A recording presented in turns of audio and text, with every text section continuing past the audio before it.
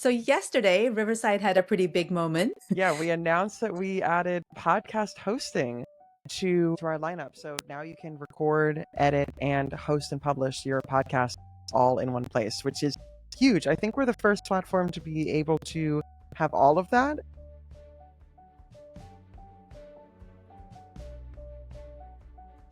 Hey there, I'm Sadaf Bainan, and this is Pod Junction Podcast, the show where business leaders share how they're using podcasting to grow, connect, and build their brands. Today, I'm talking to someone who sits right in the middle of shaping the tools we all rely on as podcasters, Kendall from Riverside FM. Kendall, welcome back to the show. Thank you so much for having me. I'm glad to be back. Thank you for coming on. So yesterday, Riverside had a pretty big moment. hmm Yeah, we announced that we added podcast hosting to our lineup. So now you can record, edit, and host and publish your podcast all in one place, which is huge. I think we're the first platform to be able to have all of that. And so really it's just about making the workflow a lot easier for people. That is awesome. It really is. I'm really excited about it. But before we get into the features and all of that itself, I wanted to begin with a bigger context. So, what problem were you trying to solve by bringing recording, editing, and hosting under one roof? So I think that for anyone who has a podcast, such as yourself, such as hopefully some of your listeners, um, it's really top of mind as like podcasting includes a lot of uploading, downloading, you recording somewhere, then you're downloading those files, putting it in your editor, downloading that, putting it on your hosting. It's just a lot of file shifting and it takes up a lot of time, a lot of computer space also, not to mention. Hmm. But then also the second thing, like having it all in one place is just so much easier. But the second part of it is that a lot of podcasters, like I hear all the time, how can I start making money from my podcast? Like a lot of podcasters are doing this because they're talking about something that they love. They are doing this out of passion, out of a topic that they love to talk about. But it's not because everyone's going to be getting the multi-million call her daddy like kind of contract. But still, everyone has to pay for their recording platform, editing, hosting. There's just so many different fees that come involved in podcasting. So it's also just about trying to lessen those subscriptions, making it all in one subscription. So for example, though, I'll say for Riverside is that hosting now being included in your plan, it's the same price. So it's included at the same price to all paid plans. So you don't have to pay any extra to have it. And that was something that was really important to us. Just one, kind of having everything all in one place, getting rid of the juggle of uploading and downloading. And then two, being able to cut out a subscription for you. I totally hear what you're saying, like the friction and the number of tools that you need to podcast. When everything comes under one roof, the workflow is so much easier. hmm Yeah. So for example, I mean, when you record on Riverside, you get your show notes. So now when you publish on Riverside, those show notes are already populated in your episode description. So just easier workflows like that. I mean, of course, you can edit them, but just trying to make the whole thing easier for people because that's what we hear all the time is that like, I wish X was easier. I wish it was easier to do this because the conversations are easy. I mean, it's hard to be a host, but like the conversation should flow. It's everyone's favorite part. It's everything that comes after that that's like, okay, now I'm really in for it. Yeah. Yeah. And I guess when there's friction in the workflow, podcasters can lose momentum, which then backfires eventually, doesn't it? Exactly. Burnout. Yeah. Burnout's So, real. yeah. So, Kendall, how much do you think tool overload actually affects consistency? I think it has a huge effect on it. I mean, tool overload for two reasons. One is that the whole thing's cumbersome. Like, I think that it makes it so that when people start, I see all the time somebody will post on like a Facebook group and say, "Hey, I just got Riverside, but so now I need another tool to host, and do I need something else for scheduling my posts? Do I need another tool for scheduling my interviews?" Like there are just so many different tools you have to get, but also they all come at their own prices. Yeah. So if you're doing something out of love, it's very hard to finance that and continue that. And I think that a lot of podcasters start because they're like, I love to talk about a topic. And then they realize how much goes into it, not just tools, but also the marketing of it, also how much money goes into it, all of that. And it can really easily make somebody say, you know what? It's not worth it to me. And I think that it's a shame because it means that we get a lot less stories, or that people want to tell their stories and then they kind of drop off. I also think as far as businesses, there's kind of hesitancy to start a podcast because it's hard to really track how much business is coming in from your podcast so much. It takes a longer time for it to build up, I guess. Maybe sending an email might be easier than starting a podcast. Although I know a ton of business owners who their main lead magnet is from their podcast. So when you're trying to pitch a podcast as being something that's worthwhile, especially when it takes a long time for that to build and for that to become your lead magnet, then to say, oh, we need a Riverside plan, we need a hosting plan, we need a Calendly plan. All of this is like, okay, but are we going to get that ROI? Like, are we? Like, it becomes a harder sell, I think. So you're talking about business podcasters from your experience and your understanding. What are some of their struggles and what are some of their pain points? I think that business podcasters, their struggle is like their vanity metrics, as I call them. Those are like, I want to get this many downloads, this many streams, blah, blah, blah. But for a business podcast, it's like, I don't care if I have a million streams, that's great. But like, I want leads from that. I think that's the part that people kind of struggle with is like, how do I get leads out of these conversations? How do I start making it like drive more business to my business? Yeah. But I do think that like there are different ways to look at these podcasts. So for example, becoming a place where you get leads from, but also thought leadership, also speaking to other people in your industry, making a name for yourself that way so that you can have these conversations with people that you might not have had conversations with before that can become guests on your show. And then you kind of become synonymous for being a thought leader in your niche. So beyond that, I think that business podcasters have a lot of the same pain points as people who aren't podcasting for their business. That is, and I think it's a lot more also sometimes with business podcasters. Like, so I have this podcast and now you need me to create clips for it. Now, if I need to be seen, I also need to be doing SEO research to make sure that I show up in the right Google searches and on YouTube. Now you mean to say that I need segments like 3 to 10 minutes on YouTube and a blog post and a newsletter. It's like there's so much. There are so many different opinions on if you want your newsletter or if you want your podcast to be successful, you have to do this. And it's really easy to play into every single one of those suggestions. And then suddenly you're not just a podcaster, you're a newsletter author and a blog author and you make video clips. It's like, whoa, how do I keep this all up and still have my business? Yeah. Especially if I don't know how much business is coming to me from that podcast. Absolutely. That workflow really does become a barrier. And I guess this is where an integrated stack like what Riverside.fm offers or is offering now really does shift the whole process. Exactly. Mm-hmm. Actually, we recently we got the .com. So we're just Riverside now. It's very exciting. Are you? Okay. We didn't really announce it. We were like, it's just funny. Like we had like redirected Riverside.fm to Riverside.com. Yeah. But so yeah, I'm just like, I'm going through all my like email signatures for like old email templates and like quietly deleting the FM. Okay, that's good to know. Thank you. Yeah, that's my other breaking news for you. Oh, thank you. All right. So, Kendall, you work with creators, but also with brands. So, from your vantage point, what do business leaders still misunderstand about podcasting as a part of a growth strategy? I think they misunderstand the impact of it. I think that if you have a podcast and you let it be like a standalone piece, I don't think that you're leveraging it enough. I think that what people need to understand more is that a podcast can be a basis for your entire content plan. So for example, like I can record one episode of my podcast with a guest from my industry. And then why don't I turn that into LinkedIn posts for the month? Like take clips of that, put them into LinkedIn posts.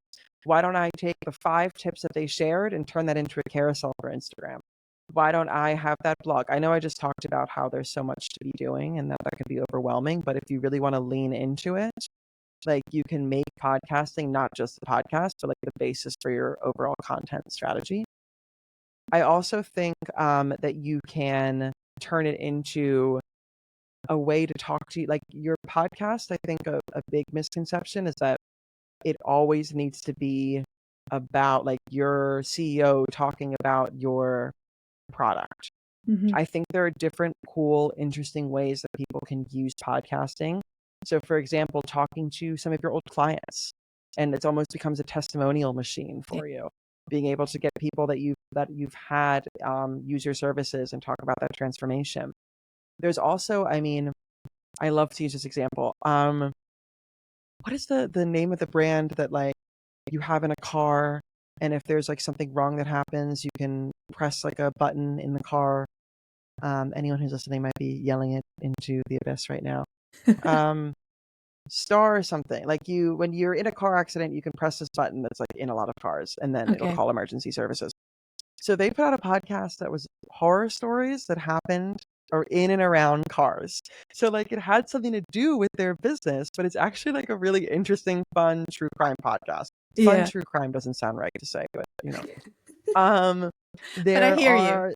I enjoy there's those like too. a toothbrush brand who has like 2-minute like minutes of motivation podcast, and basically you listen to it and it's the time that you should be brushing your teeth. Like there are just so many different cool ways that you can put like there was Blue Apron, I believe, had a podcast that was about like the background and culture of food and how different foods came to be. Trader Joe's has like a behind the scenes on how they figure out the names and the branding for different things, like different parts of their business. So there are really cool ways that you can do it that are also fun and aren't just like, here I am speaking with the head of marketing, which, not to knock your head of marketing, I'm sure they're fun, but there are other things you could do. Yeah, those are some really fun ideas. Really fun. Yeah. You can really go wild with it in like a way that makes you also enjoy that recording, because you have to enjoy it or have someone on your team that really enjoys it for it to take off. Yeah, yeah. So just going back to what we were talking about before, where do you think teams waste the most time or end up wasting the most time? I'm torn between two answers. One, this is for podcasting, right? Okay. One I would say is editing, maybe. I think that what I like about like something like Riverside, I'll plug, is that I'm not a video editor, but I can be when I'm using Riverside. You know, like our video editor on our team is like completely packed with things that they need to do. It's like PPC ads, it's marketing, like launch videos, all of that. So to say like, hey, I have this podcast episode, I like that I'm able to use to do it myself. But I think that otherwise, where they're wasting the most time is leaving content on the table. What I mean by that, so like a lot of people are like diving into webinars and have been for a while. But if you're like spending all this time organizing a webinar, sending out the invites, doing all of that, and then in the end, you're not repurposing any of that content, it's like that's a waste of time. Your webinars or live events should not be an hour-long event and then it's over. You know, like I think that the best use of that time to take that video and, again, like what I was saying before, turn it into clips, turn it into LinkedIn posts, turn it into a carousel, like repurposing content instead of recreating content all of the time. Yeah. That's what I think is a big waste of time. We hear this a lot about podcasting, you know, be consistent, repurpose, and things like that. But do you think sometimes the expectations or possibly the lack of a clear purpose behind why we do these things also becomes an issue? Yes. Like, yes, I think that we need to repurpose with purpose. I hate that line, but I like it. I think that we, like, if you go into it being like, okay, I'm going to look through, for example, my full recording, and I know that I want to make it into clips, or I know that I want to make it into carousels, LinkedIn posts, whatever, like, or the top of a blog post. Then when you edit your first time, think of that with that in mind. Be like, oh, highlight this section. I want to use that for a clip. You know, like, I think that if you kind of go into it with no game plan or no idea of what kind of content you want to create, then it can become more overwhelming than it is. I'm not trying to say that it's not overwhelming when you do it that way. Yeah. Yeah. And I guess if you are a team of one, it makes that a lot more difficult. You have to really prioritize and think about what are the things I really want to focus on as Yeah, far as like for repurposing example, goes, right? I'm not going to record an episode for Riverside about I'm trying to even think of something about the Super Bowl, I guess. If I don't want to be publishing content that month about the Super Bowl, like it could be a fun one-off, but like why don't I do an interview about monetization? Because a lot of people care about that. And then I know that for that month, I'm going to be putting out a lot of content about how to monetize. I could even, like, for example, when we do our webinars, if I have a webinar on monetization, I also make a guide out of it, like a PDF downloadable guide. Maybe it could be gated. Fine. And then from there, it's like I've created all these pieces of content so that if you don't want to watch my 1 hour long interview, then you've seen my LinkedIn post, you've seen the guide, like decide for that month or that 2 weeks or that week, what do I want to focus on? And that's what the interview for that week should be about. And then just make the content from there. Yeah, I like that. I like that. I think it helps you to be able to focus on one thing rather than feeling too stretched and not able to keep up with everything all at once. No, that's good Exactly. And advice. then you could focus on what the message that you care about. And it could be like you kind of sprinkle in old episodes in there. It's fine. But like map out like 10 things that you care about letting people know about as a business.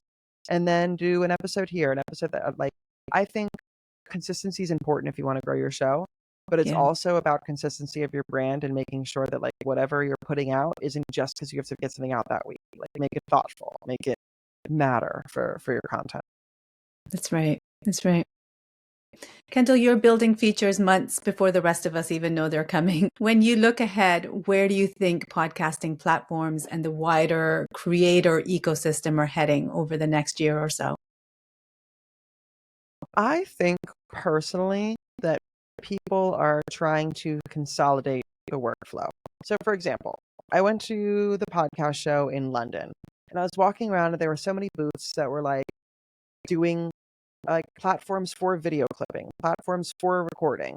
I think that where the industry is going is like then you see something like Descript buying Squadcast like a couple months ago, or maybe it was like a year ago. So what we're seeing is that like consolidation happening, more and more platforms. Example, Riverside doing hosting. Like we're trying to make it so that people can do as much as they can in one place. Because I think that everybody's recognizing that like there are too many subscriptions that people have to pay for. So I think that there's kind of a race for that. But I saw a guy from our community actually posted this when we announced hosting, that it's like everyone's racing to become that all-in-one platform. And the winner of that race is going to ultimately be creators. So like that's where I think it's going, is that people want to be the place for creators. Yeah, I think that that's like the creator economy is only getting stronger. People are seeing how important that is and how more and more people are creating because of TikTok and popularity of video. So I just think that that's I think where the industry is going. I mean, Netflix is having podcasts now on Netflix. Like Really? there's yeah. I think they're teaming up with Spotify's top podcasts and having like the Netflix like will have the Spotify's shows, you know what I mean? But so basically what I'm saying is that like this economy, this creator economy isn't going away. So it's getting more attention. And I think that that's only good for creators because it means that as we keep going, more sponsors are going to see podcasting as an incredibly viable source for reaching their audiences. It's going to be seen more and more as a, just like how people right now are sponsoring TikTok videos, like a TikTok video could be an ad. Do you know what I mean? I think that more and more companies are going to continue to see podcasting as a really viable option for reaching the audiences they need. So it's a win for creators. Yeah, that's really interesting insight. What do you think, as far as creators go, what becomes non-negotiable for them, do you think, over the next year or so? I don't know if it's changed from the next year or so, but I think that one is quality. Like you could be putting out the best story and you could be having the best conversations, but if it's not pleasant for me to listen to in my headphones, then I'm not listening to it. You can be cutting up scenes and making different image overlays. But if the quality of the video isn't good, then like I don't want to watch it. So I think that quality remains the most important. But I also think that it's keeping up with, for creators, it's keeping up with trends in a way. I think that, and that can be in one hand, that can be understanding how clips work and how to grab somebody's attention with hooks, and understanding that like you only have a few seconds to grab their attention, so make your clip meaningful and worth it. But I think that also another trend, for example, is that like YouTube wants to see lately like 3 to 10 minute videos, something that's not the short and that's not the long form video. Just putting out more pieces of content. Maybe I want to watch 10 minutes of your interview, and then maybe I want to watch the full thing. So understanding, seeing where the industry is growing, and then responding to those things. I actually am going to add a third, is industry trends. Like, I mean, Okay. it's not, I mean, not industry trends, like pop culture trends. Like like YouTube discoverability is all about people typing into their search bar about what they want to look for. So there was some, I used to be a political journalist, and there was some political journalism gossip happening lately. And so I just wrote that in my Spotify search bar and found podcasts that were talking about that. And that's how I discovered them. And then I'm like, oh, that's a really cool podcast. I'm going to keep listening. So understanding that like if something's happening in your industry, what can you, in your niche, what can you be saying that adds to the conversation but adds your own flair to it? So that's what I like. If you have a real estate podcast and like Selling Sunset is out, like let's talk about the reality. Like let's laugh as real estate agents about how ridiculous this show is. Like that could be something that's like very fun for other people in your niche to listen to. So keeping an eye out for those moments and then reacting to them fast. Yeah. Just going back to what you were saying earlier about consolidation and this all in one direction that things are heading in, how does hosting now also being added to Riverside help creators? It helps them because it just like whatever we can do to make the workflow easier with all of the things that we talked about today, all of the like repurposing and blog posts and all of that, to be able to just have everything in one place, there's just so much value to that. And I will also say, just like from Riverside, that like we are always continuing to iterate. So for example, when I joined, there wasn't even an editor. And now we have this full AI editor, do it yourself edit. Like you can do so much within it. So I think that this is kind of version 1 of what we're going to continue to build on. So it's only going to get stronger. But I will say that just the main benefits are bringing in your workflow into one place and just like creating that ease. And then also just cutting out one of those subscriptions and being able to just be able to use that maybe towards the mic that you've wanted, or towards those sound panels that you wanted in your studio, or towards like boosting your post on LinkedIn or Instagram. You know what I mean? There are other places where you could put that money that will help boost your show. That's great. And on behalf of all of us podcasters who use Riverside, thank you very much. You know, all the podcasters that use Riverside. Yeah. That's cool. Okay, one last one. If a business leader came to you and said, I want my podcast to genuinely drive growth next year, what's the one thing you tell them to focus on? A call to action. Like have one call to action, have one place you want them to go. If it's book a call, but focus on that call to action and drive it home. Say like for every episode, you should have it in the front, in the end, like have it in your show notes, but just decide what the one thing you want them to do with it. If it's book a call, it's book a call. If it's download this guide so you can get their email information, do that. But like, don't give them too much. Give them one CTA and nail it and see how the results are from there, and then iterate if you need to. Awesome. I love that. Thank you. Kendall, this has been such fun to reconnect and learn about what Riverside is doing next. I really enjoyed it. But before you go, if our listeners want to reach out and connect with you or learn more from you, where can they go to do that? So you can find me on LinkedIn, Kendall Brightman. You'll hopefully see my name in the show notes, so you'll know how to spell it. And then you can also find me all the time in our Facebook community group for Riverside users. Highly recommend you join. It's called Conversation Creators by Riverside. I'll send you the link just to make sure that you got that. But that's where you can always find me, and like 23,000 other creators who are there to support and help you. So really, really valuable. Fantastic. So to those listening, thank you for being here. All the links that Kendall has just mentioned can be found in the show description for you. Do reach out and connect, and do join that Facebook group. I've joined it and it really is very helpful. So that would be really good. And thanks for joining me. And as always, I'll see you in the next one. Bye for now.